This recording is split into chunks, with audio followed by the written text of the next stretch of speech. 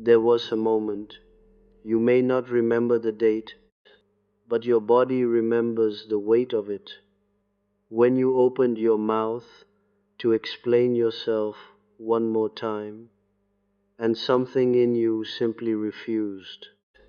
Not loudly, not with a slammed door or a raised voice.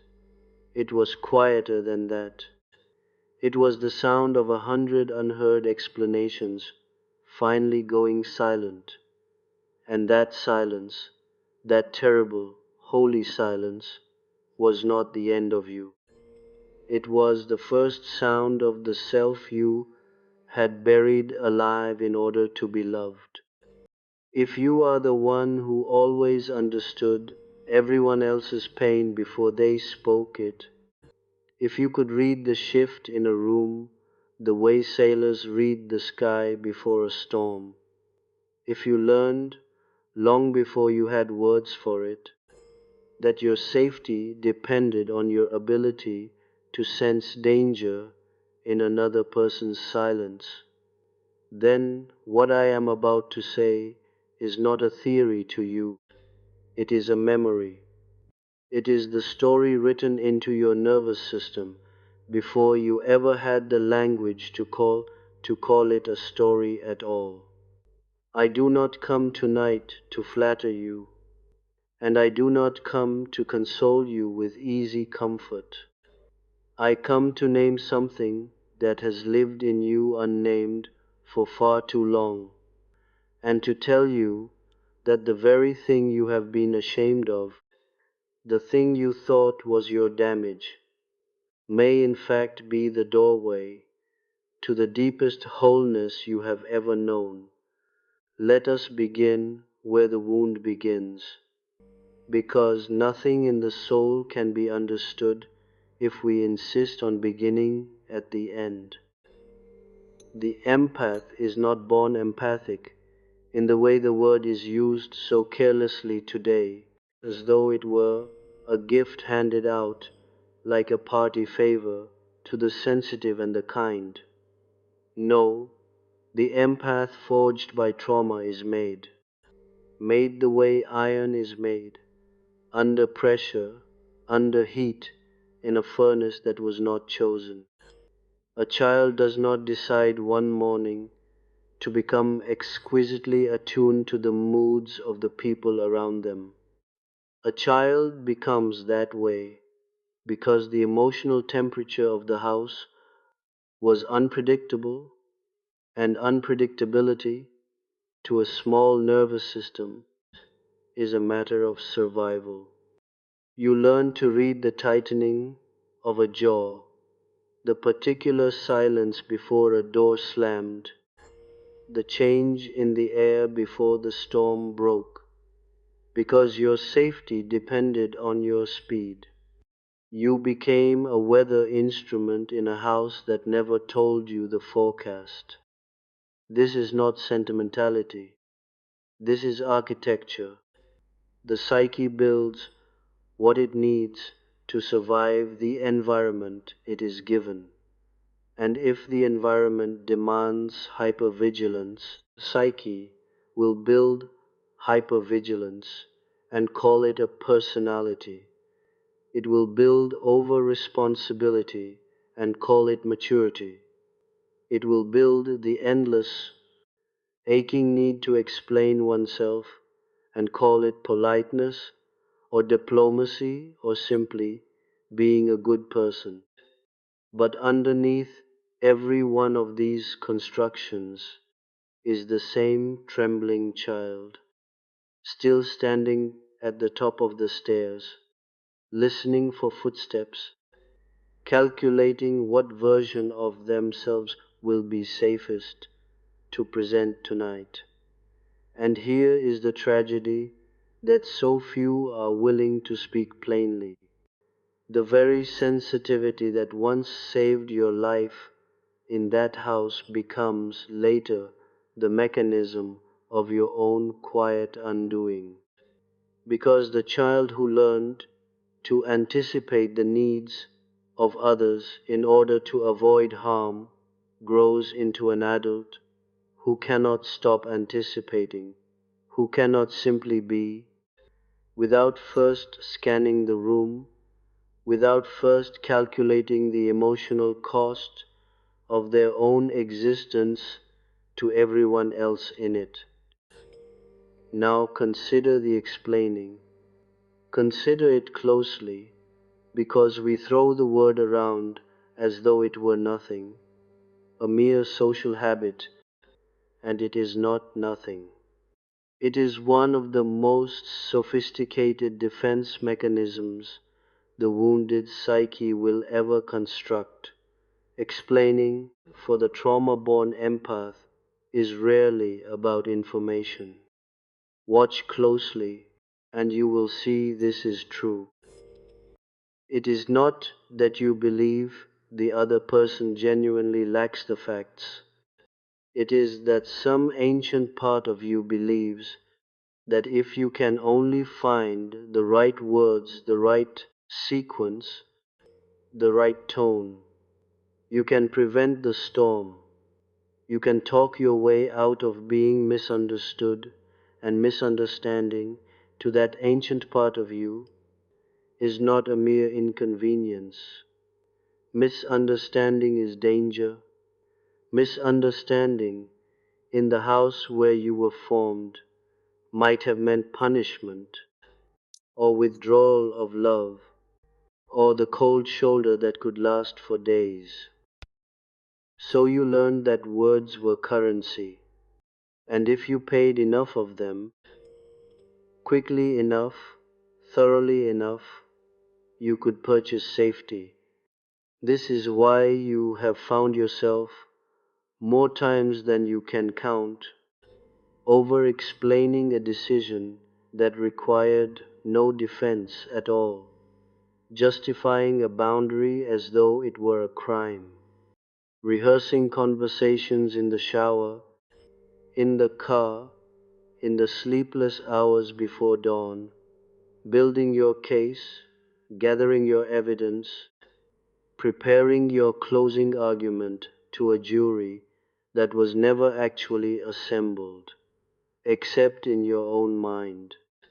You have spent years as both defendant and defense attorney in a courtroom that existed nowhere but inside you.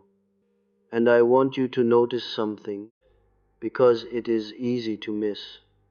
Explaining is not the same as communicating.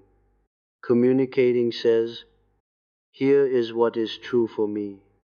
Explaining says, "Please do not be angry with me for being true."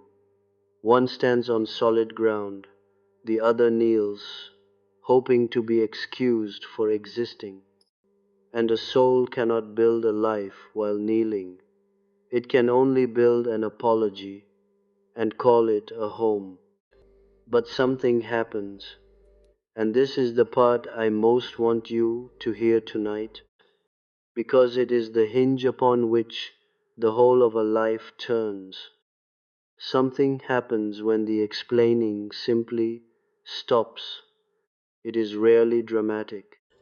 People imagine that the turning points of the soul arrive with lightning and thunder, but I have watched enough of the human interior to tell you that the great turnings are almost always silent.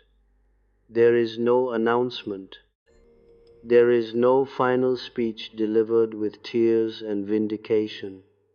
There is only a moment, ordinary, unremarkable to any outside observer, when you open your mouth to defend yourself once again, and you simply don't. The sentence that would have spilled out of you a year earlier, 5 years earlier, simply does not come, and in its place is something you have never felt before in quite that way, a strange, unfamiliar quiet, almost frightening in its peace. This is not coldness. Do not mistake it for coldness, though others will. Those who have grown accustomed to your explanations, your justifications, your endless emotional labor of making yourself comprehensible to them, will feel the absence of that labor as rejection. They will say you have changed. They will say you have grown distant, hard, unfeeling. But what has actually happened is something closer to the opposite of hardening. It is the falling away of a mask that was never truly your face. The stopping of explanation is not the death of empathy. It is the death of performance. It is the moment the psyche says, I will continue to feel deeply. I will continue to sense the room, to hold compassion for the wounded people in it, because that has become part of who I am, and I do not wish to amputate it. But I will no longer perform my worthiness for permission to exist as I am. I will no longer treat my own truth as a hypothesis that must be defended before a hostile committee. This is the beginning, not the middle, the beginning, of what the old traditions of the soul called individuation, the slow, often unglamorous process by which a person stops living as a reflection of everyone else's expectations and starts living as the specific, irreplaceable thing they actually are. Let us speak now of the shadow, because you cannot understand this transformation without it. Every part of yourself that you learned to hide in order to be safe in that house did not disappear. Nothing in the psyche disappears, it only goes underground. The anger you were not allowed to express, because anger in that house meant escalation, meant danger, meant a punishment out of proportion to the offense. That anger did not evaporate. It went into the cellar of you. The needs you learned to swallow, because expressing them made you too much. The boundaries you never dared to set, because setting them once cost you so dearly. All of it went into the same dark room, and the door was shut, and you built an entire personality on top of that door, so that even you would forget what lay beneath the floorboards. This buried material, this shadow, is not your enemy, though you have likely been taught to fear it as one. It is, paradoxically, the very thing you need to become whole. Because a person who has exiled their anger will forever be a person who cannot say no with any real conviction. A person who has exiled their needs will forever be a person who gives and gives until there is nothing left to give, and calls the resulting hollowness selflessness, when it is in fact self-erasure wearing a halo.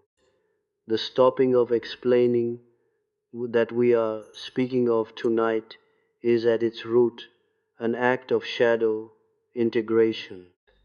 It is the moment the exiled anger is finally permitted to inform a boundary instead of leaking out sideways as resentment. It is the moment the exiled needs are finally permitted to speak plainly instead of disguising themselves as guilt. You are not becoming a harder person, you are becoming a complete one, and completeness to a world that profited from your fragmentation will always look like betrayal. I want to speak now about leaving, because this is the word in our topic tonight that carries the most fear and fear deserves to be looked at directly rather than avoided. Understand first that leaving does not always mean the door, the packed bag, the physical departure from a house or a relationship or a city. Sometimes it means exactly that, and when it does, it is often long overdue and deserves no further apology. But leaving, in the deeper sense I want you to carry with you tonight, begins long before any door is opened. It begins in the interior. It begins the day you stop narrating your inner life to people who have shown you, again and again, that they will use that narration against you, or ignore it, or twist it into something it never was. This is the part almost no one tells you.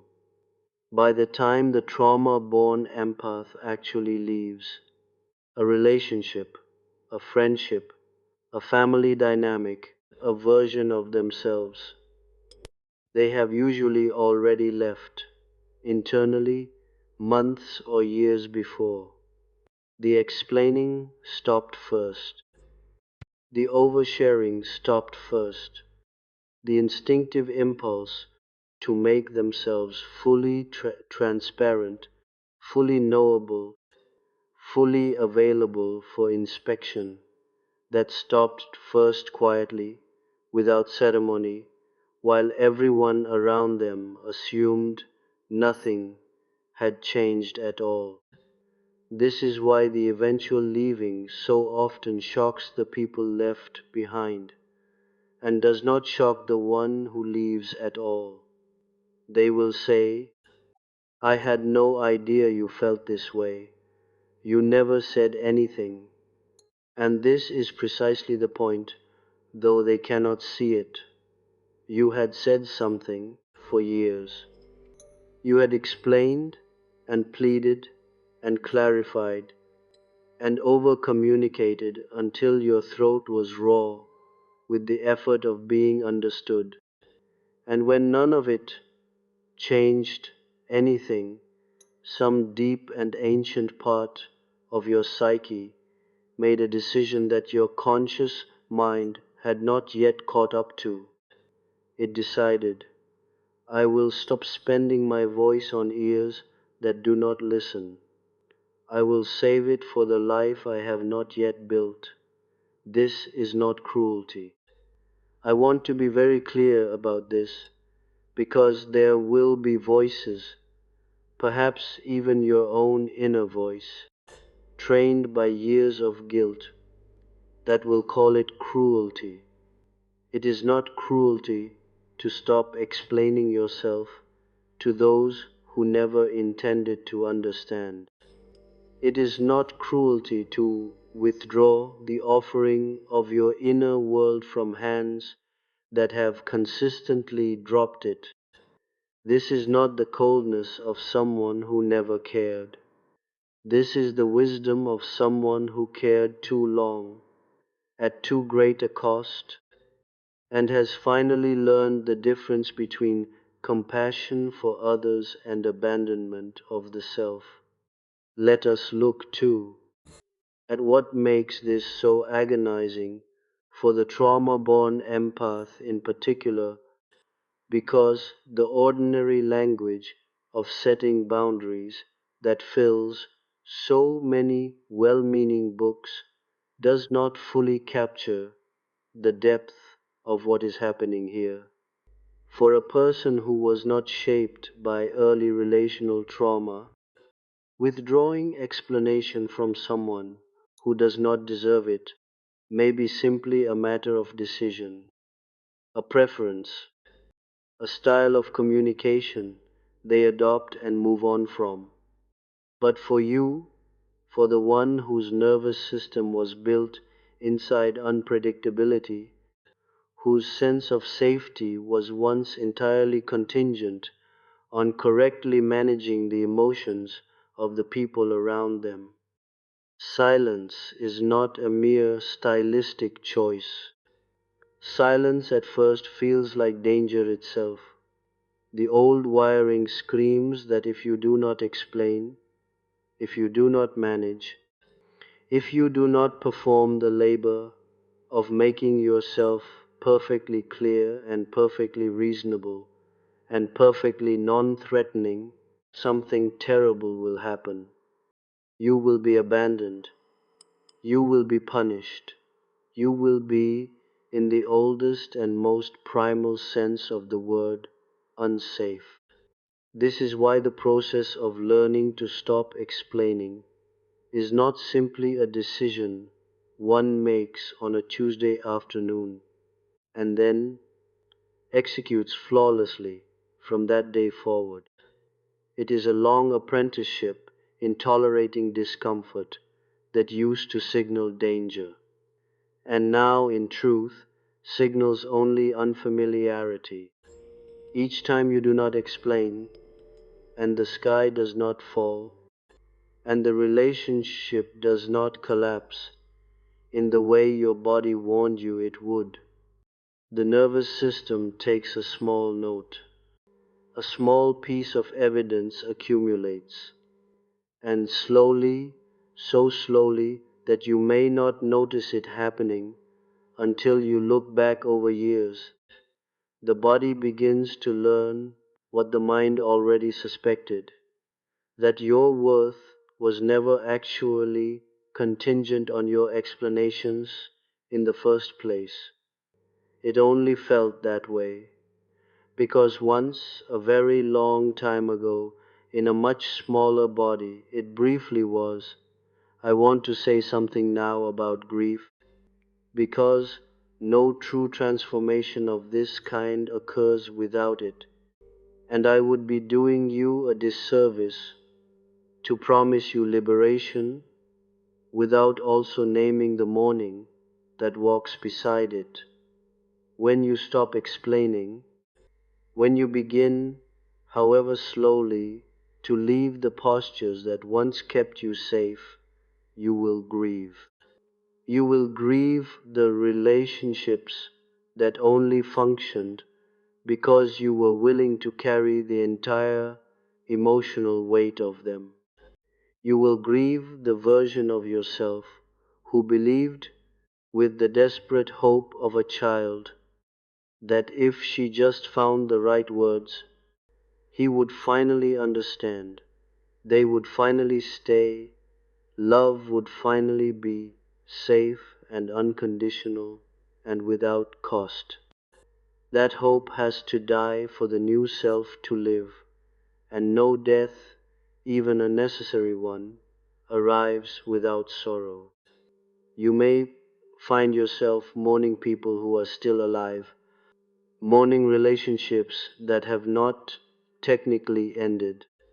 This is one of the strange griefs particular to those doing this work, to grieve the fantasy of a person while the actual person still sits across the table from you, unaware that anything has shifted at all. This grief is not a sign that you are doing something wrong. It is a sign that you are doing something real. Only false transformations are painless. The soul does not reorganize itself for free. But do not mistake this grief for regret. There is a profound difference between mourning what could not be and wishing you had stayed silent forever to avoid the mourning altogether. The empath who finally stops explaining does not wish to return to the explaining. She simply acknowledges, with open eyes and a steady breath, that becoming whole cost her something. It always does. Wholeness is not free, and anyone who tells you it is has not yet paid for it themselves.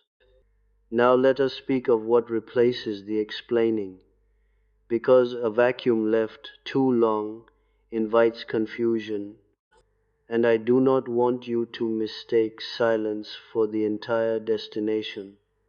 Silence is the threshold, it is not the house. What replaces compulsive explanation over time is something far more powerful and far quieter: discernment. The trauma-born empath, once she stops pouring her inner world indiscriminately into every waiting or unwaiting hand, begins to develop an entirely new faculty: the ability to sense who has earned access to her depths and who has not. This is not cynicism. This is not the construction of walls for their own sake. Walls without gates are simply another prison, and I am not encouraging you to build yourself a new one. I am encouraging you to build a gate, one with a lock and a key that you and you alone control. Communication does not disappear from your life, it transforms. Where once you explained out of fear, you now speak out of choice.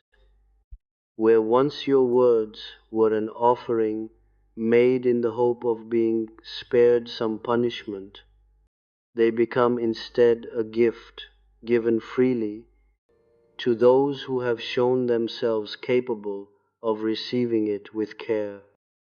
This is the difference between a river that has no banks, flooding indiscriminately into every low place, and a river that has found its banks, and therefore has the power to carve canyons, to reach the sea, to become something with direction and force, rather than mere spreading and dissipation.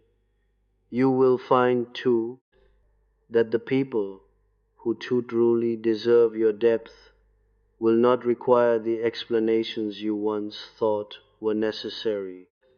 They will not need you to justify your feelings before they respect them.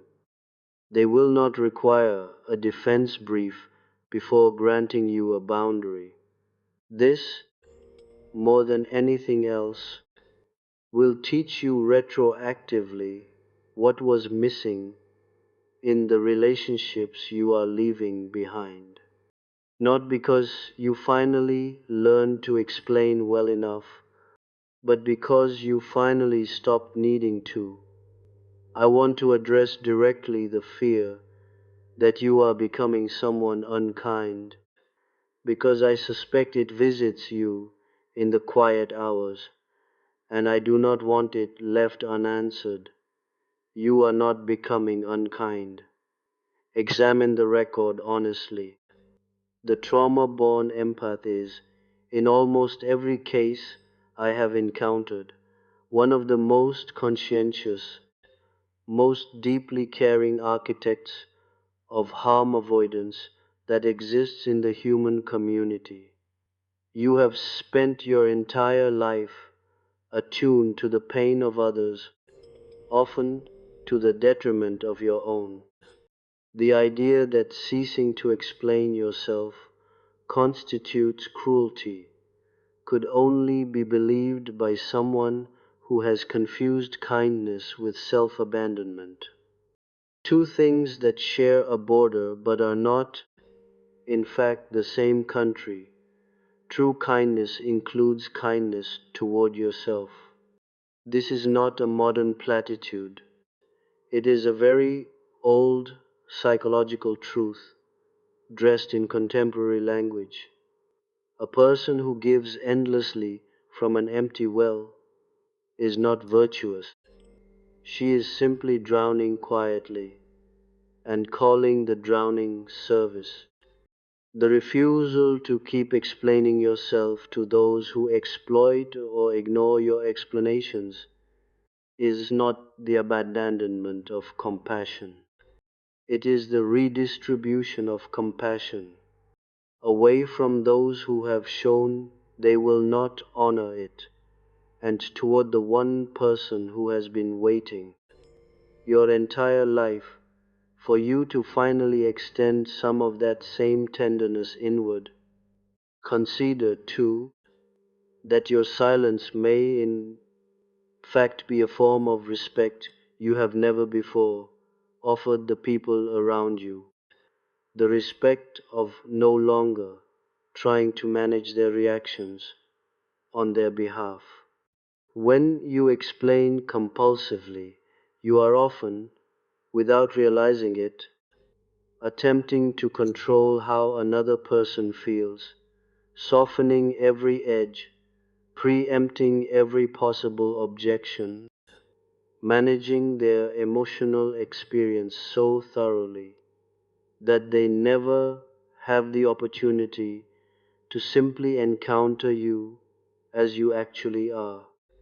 To stop explaining is, paradoxically, to finally trust other people with the truth rather than only ever offering them a truth pre-chewed and pre-digested for easier swallowing. Let us turn now toward what I might call the architecture of the new self, because I do not wish to leave you only with what falls away.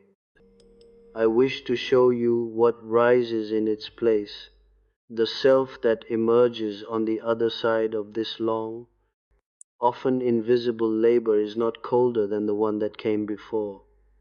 It is in fact warmer, but warm the way a hearth is warm, contained, purposeful, capable of providing genuine heat to those who draw near it, rather than warm the way a wildfire is warm, indiscriminate, consuming, ultimately leaving the one who burns with nothing left to offer anyone, including themselves.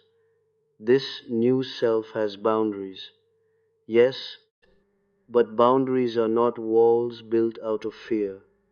They are the outline of a person, the line that says, here is where I end and you begin, a line that every healthy organism in nature requires in order to survive, let alone flourish.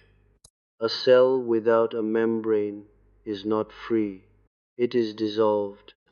You are not building a fortress, you are simply, for the first time in your life, discovering the shape of your own skin. This new self also carries a hard-won form of trust, not the naive trust of the child who believed that if she simply behaved well enough, she would finally be safe, but the mature trust of an adult who has learned to trust her own perception. This is, I would suggest, one of the rarest and most valuable achievements available to a human being. To trust what you sense without needing external validation to confirm it is real. The trauma-born empath, remember, was often taught the opposite, taught to doubt her own read of a room, gaslit into believing that what she clearly perceived was an exaggeration, an overreaction, too sensitive. To reclaim trust in your own perception after years of being told your perception was the problem is nothing short of a psychological homecoming. I want to speak plainly now about the loneliness that sometimes accompanies this passage, because I would not be honest with you if I pretended this journey were only triumphant. There will be a season, sometimes a long one, where you feel caught between two worlds.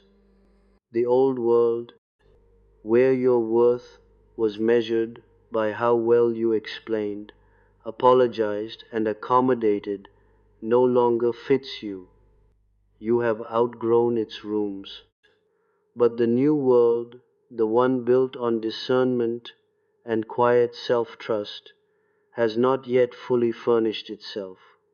You may find yourself in this in-between season speaking less to those around you, and feeling a kind of ache in that decreased contact, even as you know, somewhere beneath the ache, that it is necessary. This loneliness is not a sign that you have made an error. It is the natural climate of transition. Every meaningful crossing in the interior life passes through some version of this wilderness, a period where the old identity has been shed like a skin too small to wear, and the new identity has not yet hardened into its final form. You are, in this season, something like a creature between molds, vulnerable, tender, uncertain of your own new dimensions. This is not weakness. This is the precise, necessary cost of growth that cannot be skipped, rushed, or bypassed by any amount of positive thinking. I will tell you something that may offer you comfort in that wilderness. The very fact that you feel this loneliness so acutely is evidence of the depth of your capacity for connection, not evidence of its absence. Only a heart built for real intimacy could ache this much in the absence of the false intimacy it has outgrown. The ache is not proof that you were wrong to leave the performance behind. The ache is proof of how much love that heart still has to give to the right people in the right season without the exhausting labor of constant explanation standing as toll keeper at the gate. Let me speak now, briefly but directly, to the people who will not understand this change in you, because you will encounter them, and I do not want you unprepared. Some will call you selfish. Understand where this accusation comes from. Very often, it comes from those who benefited most from your previous willingness to explain, accommodate, and manage their emotions on their behalf. When a person who once carried more than her share of a relationship's emotional labor finally sets that weight down, those who grew comfortable relying on her to carry it will, almost without exception, experience her new boundaries as a loss, because it is a loss to them. It is the loss of a servant they had mistaken for a partner, a friend, a daughter, a lover, who exists to manage their comfort. You are not obligated to restore that comfort at the cost of your own integrity. Others will call you distant, and here it is worth pausing to ask, distant from what exactly? Distant from the performance you once offered as a substitute for authentic connection. If so, let them mourn that performance if they must. You are not required to resurrect a mask simply because someone else preferred the mask to the face beneath it. True closeness was never built on your performance in the first place. It only ever felt that way to those who had never seen you without it. And still others, the ones truly capable of relationship, will notice something different entirely. They will notice that you have become, somehow, more present rather than less, that your words, now fewer, now carefully chosen rather than anxiously overflowing, carry more weight, not less, that your silence, rather than pushing them away, draws them closer, because silence given freely by someone with so much depth to offer is a kind of intimacy that constant explanation could never provide. These are the people your new self was built for. Let the others go. They were never the ones you were meant to stay explaining yourself to. I want, before I close, to return to where we began, to the child at the top of the stairs, listening for footsteps, calculating which version of herself would be safest to present that night. I want you to imagine, if you can bear it, walking up those stairs now as the self you have become, not to relive the fear, not to punish anyone who lives there in memory, but simply to sit beside that child in the quiet of your own remembering, and to tell her something she was never told at the time. You do not have to explain yourself to be worthy of safety. You do not have to earn love through the perfect performance of understanding everyone else's pain before your own. You are allowed now simply to be. This is the deepest meaning of what we have spoken of tonight. The trauma-born empath who finally stops explaining is not abandoning her sensitivity. She is liberating it, taking it out of the service of appeasement, where it exhausted her for decades, and returning it to its rightful place as one of the great instruments of a rich and meaningful life. Sensitivity was never the wound. The wound was believing that sensitivity had to be justified, defended, apologized for, before it could be permitted to simply exist. You were never too much. You were for a long time simply in the wrong rooms, offering your depth to hands too small or too careless to hold it, and calling their inability to receive you a flaw in your offering, rather than a mismatch of capacity. That season is allowed to end.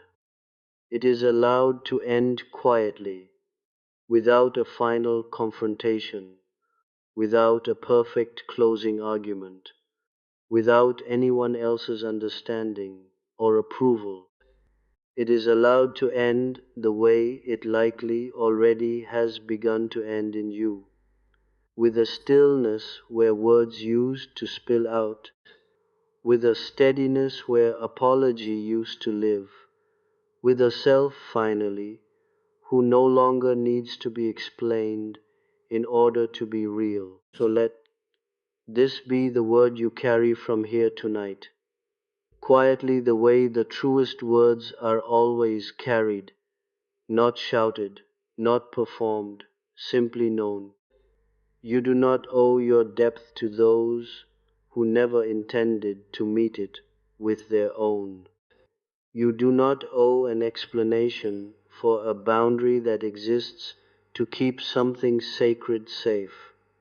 You do not owe your silence a justification, and you certainly do not owe your leaving, however slow, however invisible to everyone but you. A single word of defense, somewhere inside you, the explaining has already begun to stop. Perhaps you noticed it only tonight, hearing it named for the first time. Perhaps you have felt it building for months, a quiet tide going out before anyone else could see the shape of the shore it was about to reveal. Either way, trust it. That silence is not the absence of your voice. It is the sound of your voice, finally, no longer asking permission to exist. You do not have to explain this to anyone, not even to me. Simply let it be true and walk forward, and let the walking be the only proof you ever owe the world again.